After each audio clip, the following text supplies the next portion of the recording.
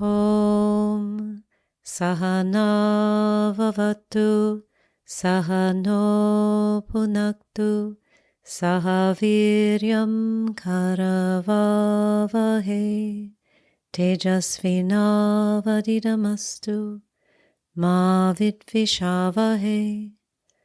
Om Shanti Shanti Shanti. Hari Om. Namaste and welcome to the show. I'm your host, Alexandra Savithri, Director of the American Reiki Academy and the Vedic Healing Center. I'm a Reiki master, Vedic healing master, feng shui teacher, and spiritual life coach. I've taught spiritual self-development for more than 30 years, led pilgrimages to India, and studied with Indian gurus. In this show, we cover topics related to metaphysics, Reiki, Vedic healing, feng shui, yoga, and spiritual growth. The aim of this show is to help you create a successful spiritual practice that enhances your life, bringing you happiness, well-being, peace, and productivity so you may become the best version of you. Welcome to today's episode, which is entitled, Your Altar Creates Magic in Your Life. In today's episode, we're going to explore the concept of a home altar and discuss such things as what an altar is, how to create one, how to get your altar to work for you. And I will give you some tips around this entire topic. So today, let's start by speaking about the home altar.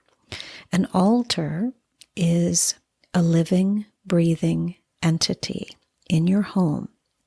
If you have one already, it's important to understand how to work with it so that it can work for you. It's a simple exchange process between you and the divine energy. And if you do not have one, then you might consider creating one. In this episode, let's delve into now the basics on creating an altar and how to interact with it. So the first thing let's talk about is what is an altar, and especially this concept of a home altar. In the West, we think of an altar as being something that we see in church only, especially if you grew up in any kind of Christian tradition. An altar is the focal point and the energetic center of a church. If you grew up without any kind of religious background or in a religion other than a Christian tradition, you may or may not have this concept of an altar. But an altar is a spiritual force field first, and a relationship gets created between you and this force field. So the altar represents a spiritual focal point in your home and therefore in your life. It helps direct the course of your life through its sacred presence and also through how you interact with it, what you do in front of that altar. It's working even when you are not doing anything per se. However, we're going to talk about rituals you can do. Now, remember, before we get into some of the specifics, the whole intention behind setting up an altar is that it's going to support you on a daily basis and in times of trouble. It's, I would say, the best support system you could ever have, aside from your family on the earth. It's a team of energies. This altar gives you power, strength, unconditional love, peace, tranquility, solace, insights, inspiration. It reminds us that we are more than these physical bodies. So let us talk about how to make an altar, why to make it, where to put it, and how to work with it. How to make it. You don't need anything elaborate. You can choose a space away from traffic in your home. Ideally, it should be away from a main area where people are coming and going. So it can be a small table in a corner of a room. Ideally, it is sheltered. It is protected. In India, it's quite interesting. Some of the homes are built with rooms that are called puja rooms, or it's a small space. It looks like really like an indentation in the wall, a small area that could be perceived as a closet.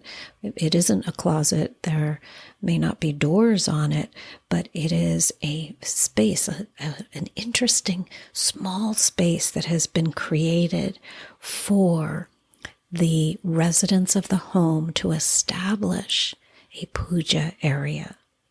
In an Indian temple, the altar is called the Sanctum Sanctorum.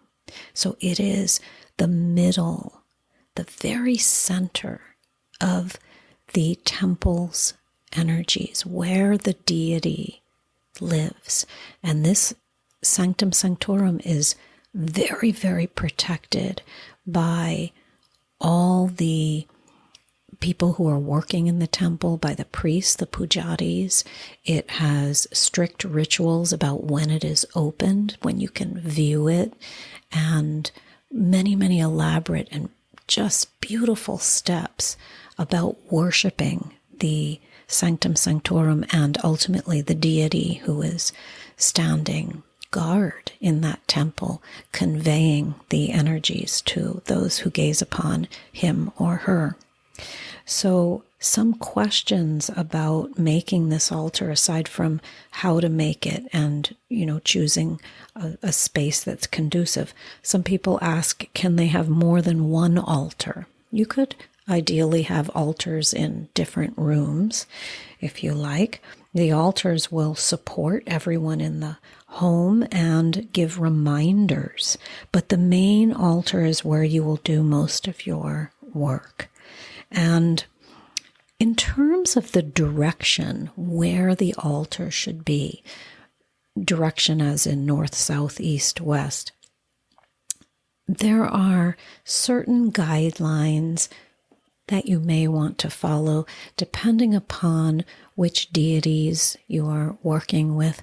However, the highest guideline is your intuition, your intuitive sense.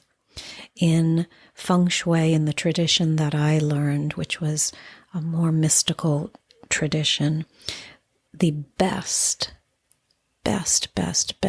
guidance when you're doing the cures, the remedies for moving energy in a space is your intuition. And so please keep this in mind when you are setting up your altar. It is your special divine space. So it has within it such beautiful energies that you are placing, imbuing into that space. Now, why make the altar? I have said a little bit about, at the beginning of this episode, about what the altar is going to do for you. But remember, when you're making it, the reason you're making it is you are calling into your life divinity in a way that will be visual, a visual representation, and it will be a physical representation. So it's bringing the divine from the abstract into something that is not abstract, something you can gaze upon and remember. your connection. It's a way to connect with other realms. And it gives you a reminder that we are here as more than just these bodies. It gives tremendous support to you. It is also where we surrender our problems to a higher wisdom, where we let go of ego and we understand our true essences. It's vital. This altar is vital to helping us evolve, since without an altar, your connection with God may remain a little hazy or abstract, as I said, kind of mysterious. But when you have something to gaze upon that reminds you of other realms, then you will be more inclined to feel and experience and know and trust that relationship, that connection with other realms. It also helps anchor your practice. So your daily practice, hopefully it's daily, is called sadhana. And having the altar helps anchor that. It helps secure that practice. It's almost like it pushes you not to ignore your practice, because that altar is sitting there waiting for you, looking at you, reminding you, I am here. When are you going to connect? I am waiting. So now let's get into what to put on your altar. And here's where the magic comes in. You are going to carefully select those spiritual items that bring you peace, that uplift you, that make you feel supported. Again, use your intuition. There is no need to explain why you are selecting some item for your altar. These are your sacred objects, and they come to you when the time is right, according to what you believe, what or whom you resonate with. So, for instance, many of you know that I teach many Sanskrit mantras from the Vedic healing tradition. And many times I'm teaching someone and they'll say to me, oh, lately I've been seeing Ganesh everywhere. Or they'll say, somebody gave me a Ganesh as a gift. So we take all of these kind of incidents as signs that the divine is reaching out to us in whatever form that may be. Somebody is talking about a saint, or you keep hearing stories about Mother Mary.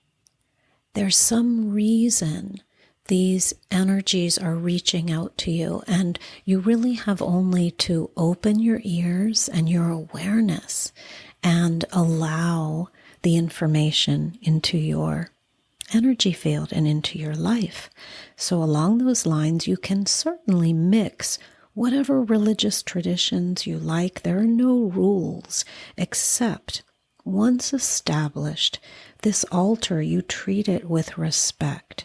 So you may have on it saints, deities, crystals, feathers, shells, seashells.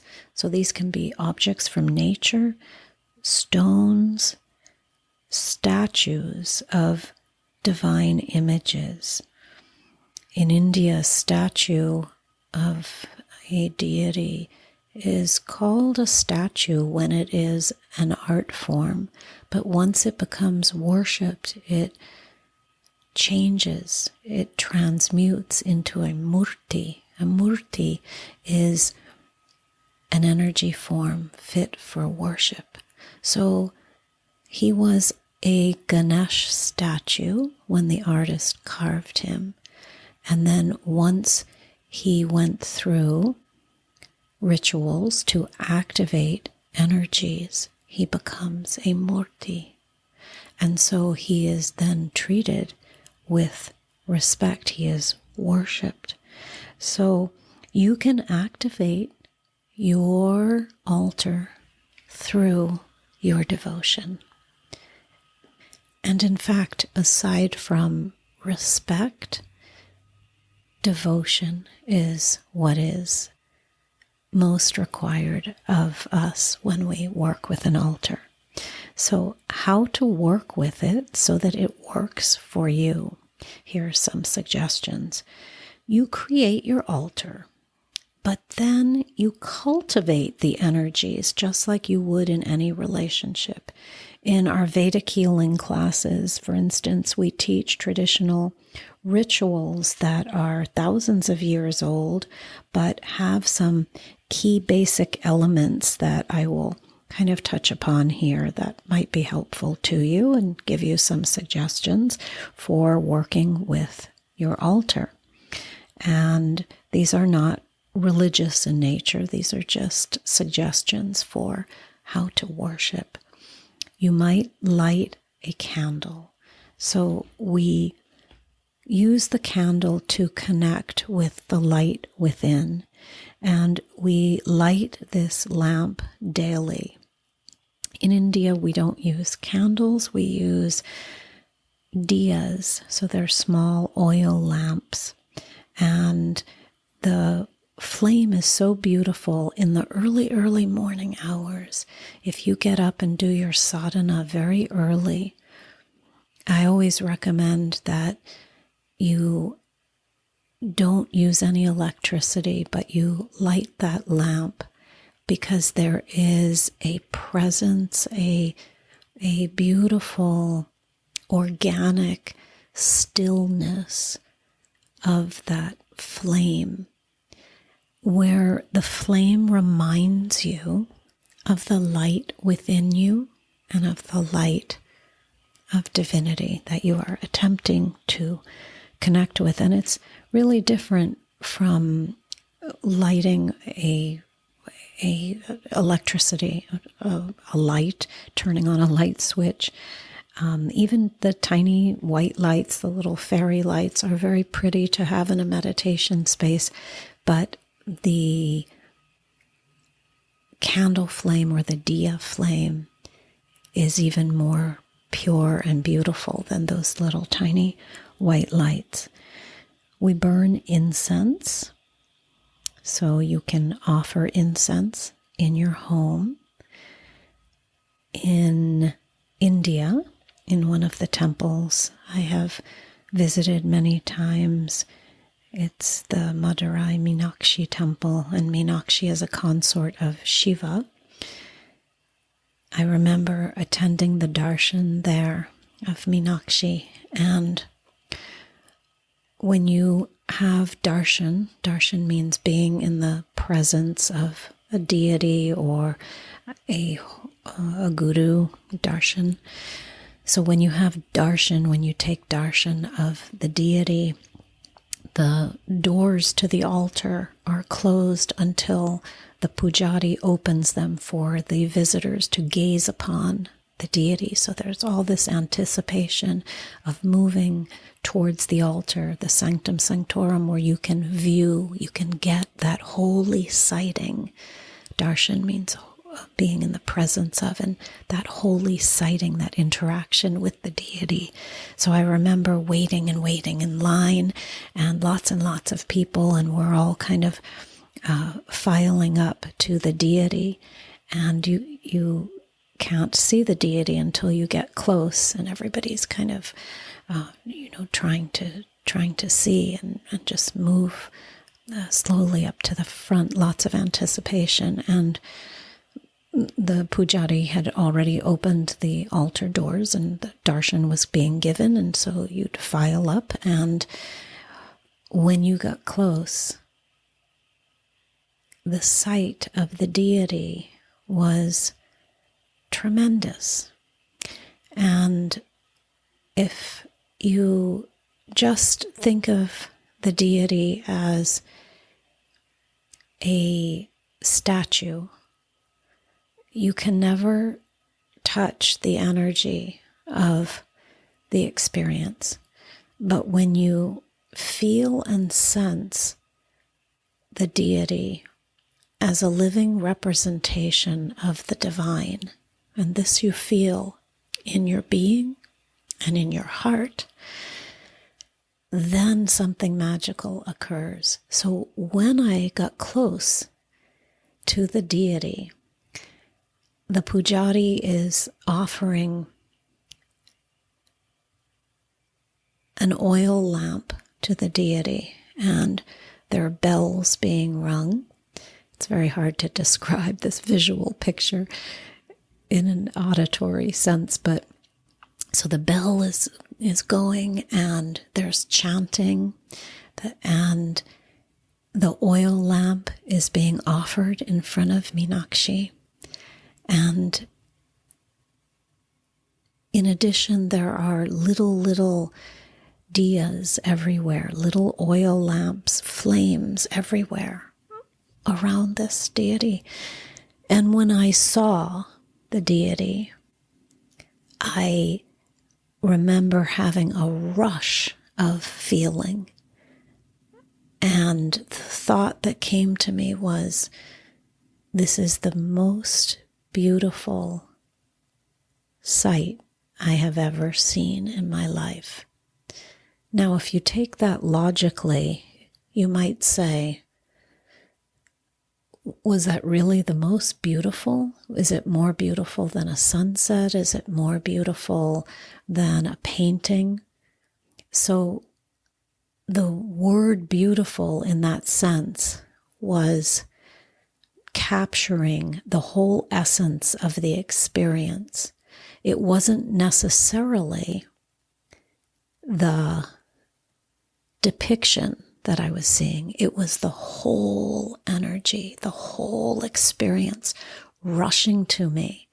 And it was really the experience of the magic of an Indian temple. These temples are, many of them, very, very old, and the Madurai Meenakshi temple is quite old.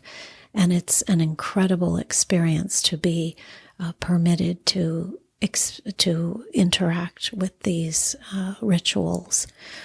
So, a little digression, but the diyas, the candle flame, I want you to think about not using electricity in your home, creating a magic space in your home, allowing that candle flame to dance in front of whatever pictures you have there, whatever small murtis or energy forms you have there. So letting the candle flame burn in front of your guru's face, or in front of the face of Jesus, or whomever you are interacting with, and you will have a transcendental experience, an exchange, a communication with that energy, especially if you are doing early morning sadhana. So the third tip here on how to work with it, some rituals, are to keep it clean. So you're going to dust and clear the altar often. You can offer flowers. You can write prayers. This is something that I have done for many, many years, written small prayers on slips of paper for people I know who are suffering, for animals, for personal intentions, for personal projects. And what you're doing in the writing of the prayer, of the problem, is you're requesting assistance from the divine, and you are surrendering the issue to a higher force. And this is what is most important, this idea of surrendering, of letting go, of knowing that there's this other force that will help you and take care of your problems in conjunction with you on the earth, doing work and trying your very best to solve the problems that come your way. Bid your altar good morning So you're going to greet your altar in the morning. Good afternoon, if you would like, 3 times a day to interact with your altar. And good night. When you go to sleep, you give gratitude to the altar for supporting you, for sustaining you and your family through another day. And the last tip here maybe is that you can change it, you can add to it, you can expand it. Be open again to new energies coming to you and incorporate the beautiful, beautiful different traditions that may be asking to enter your space. Be very open, because as you change, your interactions with the spiritual realms also expand and blossom. So your altar will support you, nurture you, protect you, and everyone in the household. It is, again, the life force energy of the space. You know, in Feng Shui, we teach that all space holds energy. If things are not going as you wish, create your altar and start to invite the divine more into your life. Or if you already have an altar, add to your altar, or clean it, clear it off. Add some fresh flowers, interact with it more. The divine is waiting for your communication so it can communicate with you. You want to nurture this. It is a relationship that we have forgotten about. And it's very easy, so there's no reason to wait. There is great support for all of us from other realms. This material world is not all that there is. And if we reach out by creating, nurturing, interacting with a home altar, we will be amazed. Each of us will be amazed at what results in our lives. And the last thing I'd like to say is to enjoy the process and put it to the test, put it to work, and allow the energies to prove that they are there. When they do that, and you have things show up in your life that you feel are mystical, that represent an answer to prayers you have put out in the world, you will have no doubt that this altar has been an integral factor in those prayers being made manifest. I hope this has been helpful. Please remember to click on the link if you would like more information about any of the offerings here. As always, be happy, be peaceful, be grounded.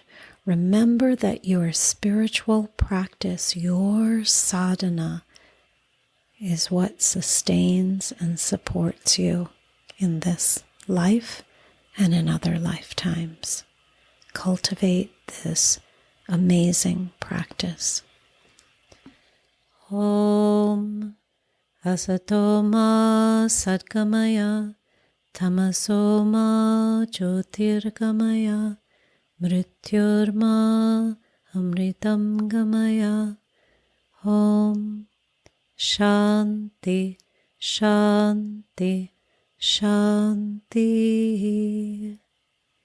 Om Peace Peace Peace. Om Sai Ram. Jai Guruji. Om Amriteshwariye Namaha. Hare Krishna. Om Namah Shivaya.